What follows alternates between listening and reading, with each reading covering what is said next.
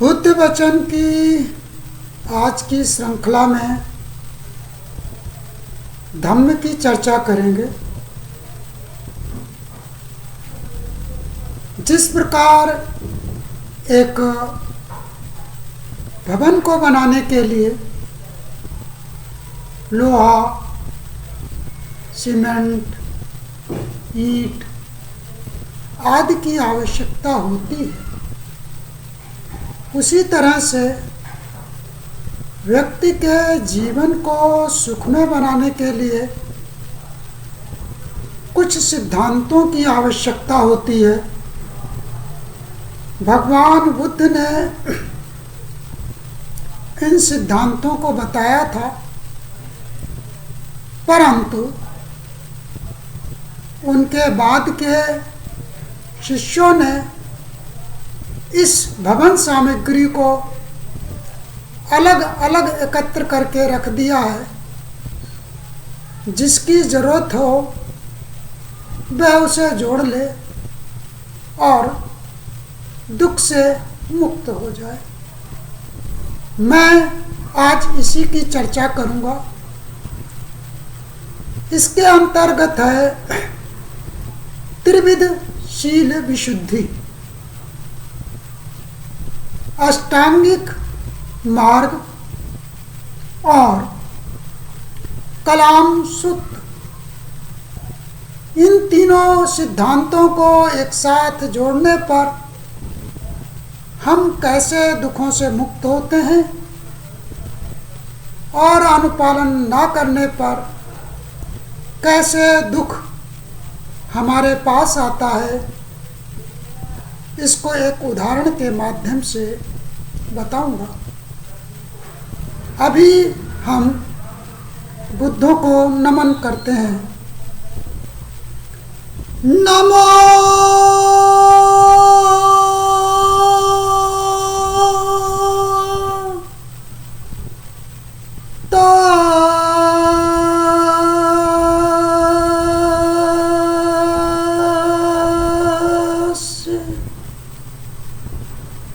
भगवतो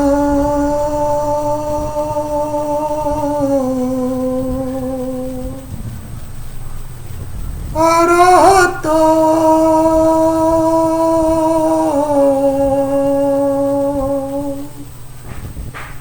सम्मा संबुद्धास्य।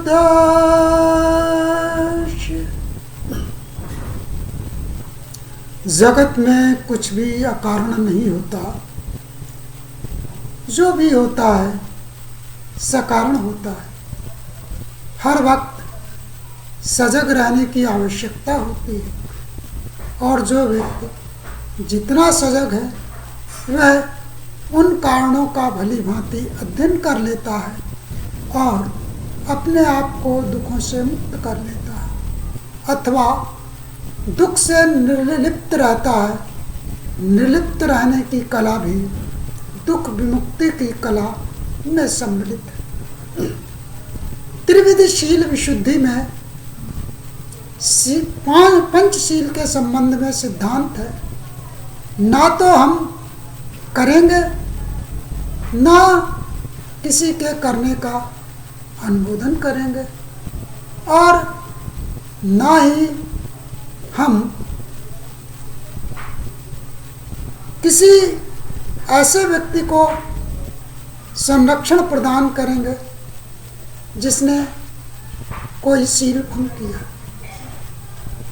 त्रिविध शील विशुद्धि के अंतर्गत 5 शील: हिंसा ना करना, चोरी ना करना, नशे पते का सेवन ना करना, झूठ ना बोलना और व्यभिचार ना करना आदि सम्मिलित है। इनको त्रिविध शील विशुद्धि के माध्यम से हम समझेंगे। आदि शब्द का प्रयोग हमने इसलिए किया क्योंकि भिक्षु संघ के लिए ये 8 शील हो जाते हैं, 3 शील और जुड़ जाते हैं। इसके साथ साथ महाथेर के लिए भी 2 शील और जुड़ जाते हैं। तो इस तरह से भिक्षु संघ के लिए इन शीलों की संख्या 10 हो जाती है और आचार संहिता में 227 नियम है भिक्षुओं के लिए और महिला भिक्षुणियों के लिए 311 नियम है। परंतु हम यहाँ पर गृहस्थों से संबंधित चर्चा कर रहे हैं, इसलिए पंचशील और पंचशील में त्रिविध शील विशुद्धि की बात करेंगे। अब बात करते हैं कलाम शुद्ध की। कलाम शुद्ध में कहा गया है कि किसी भी बात को यूं ही स्वीकार मत कर लेना, यह जानकर कि वह आपके किसी गुरु, बुद्धिजीवी, बंधु बांधव, बड़े बुजुर्ग, माता पिता आदि के द्वारा कही गई है और सत्य है। इस कथन के बड़े व्यापक अर्थ हैं। सामान्यतः मैंने देखा है कि लोग बड़े बड़े सिद्धांतों में इस कलाम सूत्र का विश्लेषण करने लगते हैं जिस विषय में उनकी कोई पहुंच नहीं होती। बड़ी बातें, बड़े सिद्धांत, भगवान बुद्ध ने क्या कहा और उसी को कलाम सूत्र से चेक करने लगते हैं। तो बात आती है सत्य की कसौटी की। क्या सत्य की कसौटी क्या है? जब तक व्यक्ति का ज्ञान का बौद्धिक स्तर इतना उच्च कोटि का नहीं होता कि वह उसको चेक कर सके, तब तक उसके पास ऐसी कसौटी नहीं होती जिसके आधार पर वह किसी दूसरे का ज्ञान चेक कर सके। अर्थात हमें अपने जीवन जगत में जो छोटी छोटी बातें हैं उन्हीं को देखना चाहिए और कलाम सूत्र के आधार पर उनका विश्लेषण करते रहना चाहिए, तो हम दुखों से दूर रहेंगे। तो पहला है त्रिविधशील विशुद्धि और दूसरा है कलाम सूत्र। फिर इसके बाद आगे बात आती है कि जब कोई दुख में फंस ही जाए, कार्य कारण मिल गया, ऐसी दशा में हम दुखों से विमुक्त कैसे हों? तो दुख विमुक्ति का मार्ग है आर्य अष्टांगिक मार्ग। आर्य अष्टांगिक मार्ग में शील, समाधि और प्रज्ञा। शील, समाधि, प्रज्ञा के संबंध में स्पष्ट है कि जो शीलों का पालन करता है वही समाधि का अभ्यास कर सकता है, और समाधि का अभ्यास करने से हमारा अष्टकलाप टूटता है, उसकी बोधि होती है। अष्टकलाप जिसमें राग, दोष, लोभ, मधु, मोह आदि सम्मिलित होते हैं, जो व्यक्ति को दुर्गुणों की तरफ ले जाते हैं, तो उन दुर्गुणों से व्यक्ति बाहर निकल पाता है अष्टकलाप के भंजन के बाद। तो अष्टकलाप का भंजन जो है वो समाधि में जाकर होता है, और समाधि पुष्ट होने पर जो ज्ञान प्राप्त होता है वह उस बात की पुष्टि करता है कि कलाम सूत्र के अनुसार जिस बात का हम विश्लेषण कर रहे हैं वो सत्य की कसौटी, जो उसको नया ज्ञान जिसे प्रज्ञा कहा गया है मिलता है, उसके आधार पर वह चेक कर पाता है कि किसी बड़े बुजुर्ग, शिक्षित, ज्ञानी, बंधु बांधव या माता पिता के द्वारा मेरे संबंध में कही गई बात, मेरे लिए कही गई बात कितनी उचित है, और यदि वह उचित है तो क्या मैं उसके कारण दुख पा रहा हूँ? अगर दुख पा रहा हूँ तो वह बात उचित नहीं है। सत्य की कसौटी बहुत छोटी सी है। यदि आपके किसी बंधु बांधव, मित्र आदि के द्वारा कही गई बात आप पर लागू होती है और वो सिर्फ और सिर्फ आपको दुख ही देती जा रही है, तो निश्चय ही वह बात कुछ त्रुटिपूर्ण है। मैंने शील की बात की, मैंने कलाम सूत्र की बात की, मैंने आर्य अष्टांगिक मार्ग की बात की। अब मैं इन तीनों कड़ियों को जोड़ते हुए एक उदाहरण के माध्यम से आपको समझाना चाहूँगा। मैंने अभी कहा था कि संसार में कुछ भी अकारण घटित नहीं होता।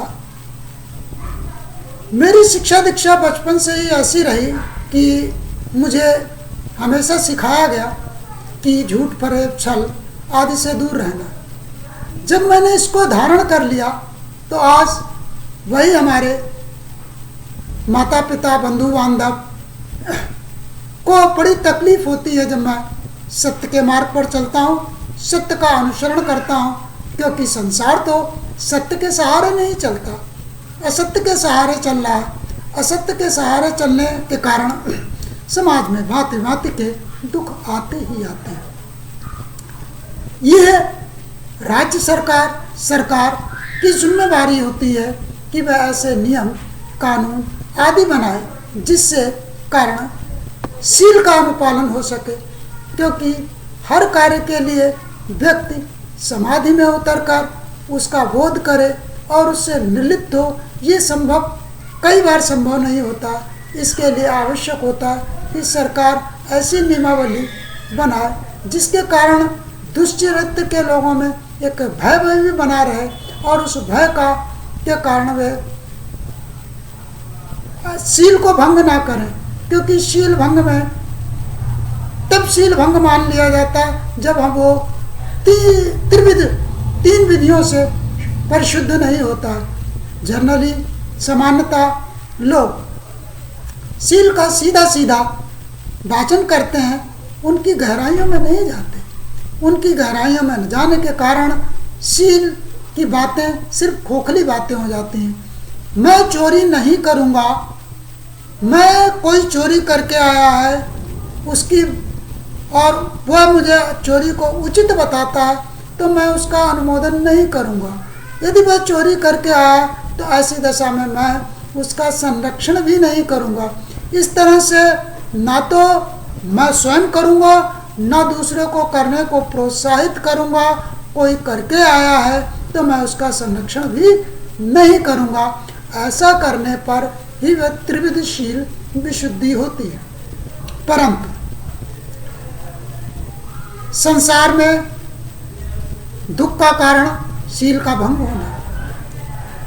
ऐसा पाया जाता है कि राजा महाराजा लोग तो शतरंज के गेम में प्यादे चलते हैं और युद्ध भूमि में अपने सैनिकों को मरवा देते हैं।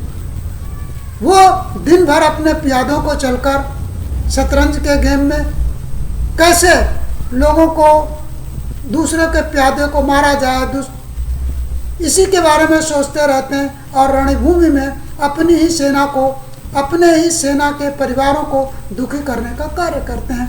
आज भी हम यूक्रेन युद्ध या हमास युद्ध देख रहे हैं जो इसी के द्योतक है कि जहाँ वे अपनी सेना के उन सैनिकों की हत्या के लिए जिम्मेदार हैं, इसी तरह वे शत्रु सेना के सैनिकों की हत्या के लिए जिम्मेदार है। यूक्रेन में 20,000 सैनिक मार दिए गए, इधर हमास में भी 20,000 सैनिक मारे जा चुके हैं हमास साइड के। और इस तरह से अगर अनकाउंटेड गिनती की जाए तो अब तक 50,000 से अधिक लोग इस शील को भंग कर देने के कारण मारे गए। क्योंकि शील है, हम हत्या नहीं करेंगे, लेकिन वे हत्या कर रहे हैं, हत्या करवा रहे हैं अपनी सेना को भेजकर। और जो सैनिक हत्या करके आ रहे हैं उनको संरक्षण भी प्रदान कर रहे हैं। इस तरह से सरकारें शील को भंग कर रही हैं और उसके कारण दुख आ रहा है। लोग युद्ध में या तो मारे जा रहे हैं या विकलांग हो रहे हैं। हम दूसरा बहुत सूक्ष्म उदाहरण ले रहे हैं। एक अभी निकट की हमारी घटना, अकारण संसार में कुछ घटित नहीं होता, हमारे निकट, हमारे साथ, हमारे संज्ञान में एक छोटी सी घटना घटित हुई जो कि परिवार में एक आम बात। हम जिन्हें अपना रिश्तेदार बंधु बांधव समझते हैं उनकी इज्जत करते हैं, लेकिन वह हमें सिर्फ अपने शतरंज के गेम का प्यादा समझते हैं और हमको उस समय मरवा देने की कोशिश करते हैं जब हम उस परिवार से निकलकर समाज में स्थापित होने का प्रयास कर रहे हैं। कोई भी व्यक्ति समाज में तब स्थापित हो जाता है अपने परिवार से निकलकर जब इसका विवाह होता है।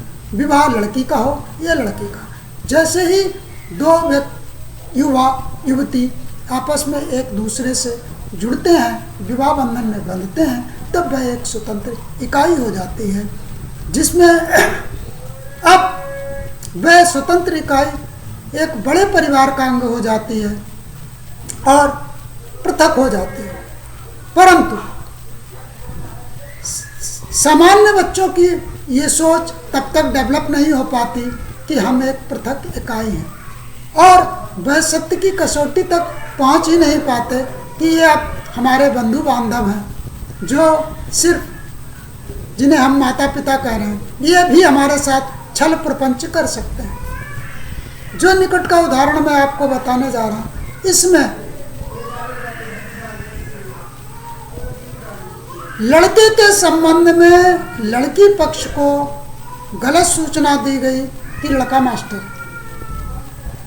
ये सूचना लड़के के मामा और बाप ने दी। बिचौलिए का काम मात्र इतना था, दो रिश्तों को बता देना, एक दूसरे की सूचना। लेकिन बीच में जो बातें हुई वह डायरेक्ट हुई और उसमें लड़के के संबंध में भ्रमित किया गया। इस भ्रमपूर्ण अवस्था में लड़की को जो सूचित किया गया कि लड़का टीचर है, हर लड़की अपना भविष्य अच्छा चाहती है और उसने विवाह कर लिया। परंतु ससुराल जाकर जब उसको इस बात का बोध हुआ तो निश्चय ही न तो वह ससुराल पक्ष के प्रति समर्पण कर पाएगी और ना ही पति के प्रति। जब पति का पत्नी के प्रति समर्पण नहीं होगा तो कलेश उत्पन्न होता है। जबकि इस बात को मैं जानता हूँ कि लड़के को शायद नहीं पता था कि उसके संदर्भ में झूठ बोला गया, झूठ बोलकर मोटा दहेज लिया गया, उसी से लड़की के जेवर खरीदे गए। अब लड़की ने अपनी होशियारी दिखाते हुए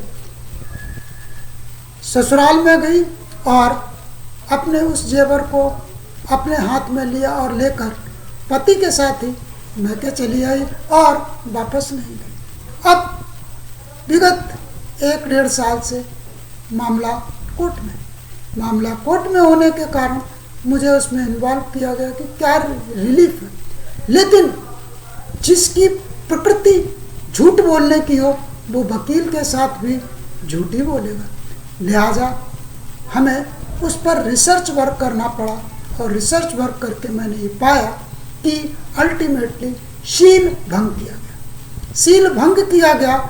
लड़के को अभी भी विश्वास है कि उसके माँ बाप सच बोल रहे हैं, अन्य लोग झूठ बोल रहे हैं। इसके कारण वह उस सिद्धांत को जो कलाम सूत्र में कहा गया सत्य की कसौटी, वह उसका अनुपालन नहीं कर पा रहा। वो उसका अनुपालन नहीं कर रहा है, सत्य की कसौटी पर चीज़ों को नहीं कस रहा है कि क्योंकि सत्य पर कसने के लिए उसको फिर अष्टांगिक मार्ग का पालन करना पड़ेगा, समाधि में उतरना पड़ेगा।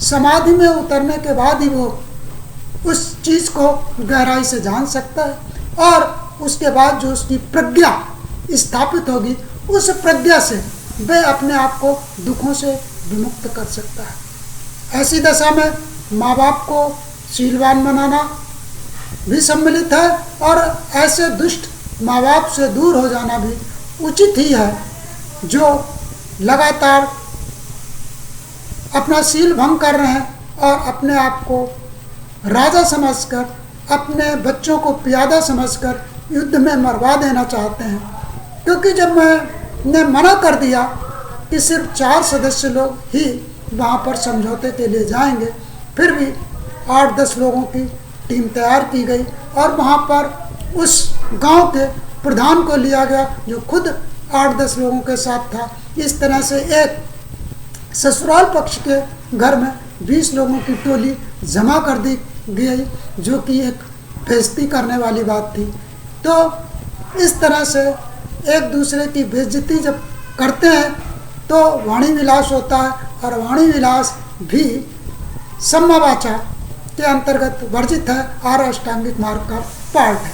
तो जहाँ जहाँ वाणी विलास होता है वहाँ भी दुख आता है, ये भिक्षुओं के लिए पूर्ण वर्जित है। इसी के साथ मैं अपनी वाणी को विराम देता हूँ और इस वीडियो को डालने का मुख्य उद्देश्य यही है ताकि लोग इस बात को समझें, क्यों वो अपने बच्चों को एक प्यादे की तरह दुख की अग्नि में झोंक रहे हैं। ऐसी दशा में उनको भी सुख नहीं मिलेगा, उनका अंतिम परिणति बहु से धुतकार, तमाश से धुतकार ही मिलेगी और उनका अंतिम स्थान वृद्धाश्रम ही होगा।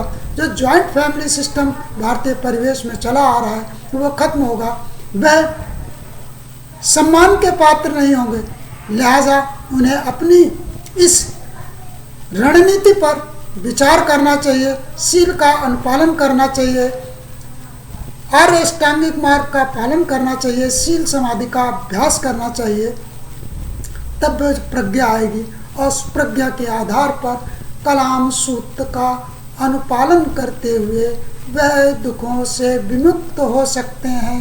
इस तरह से ये 3 चीज़ें जब आपस में मिलेंगी तो दुख विमुक्ति होती है और हमारा और सभी का जीवन सुखमय होगा। सबका मंगल हो, सबका कल्याण।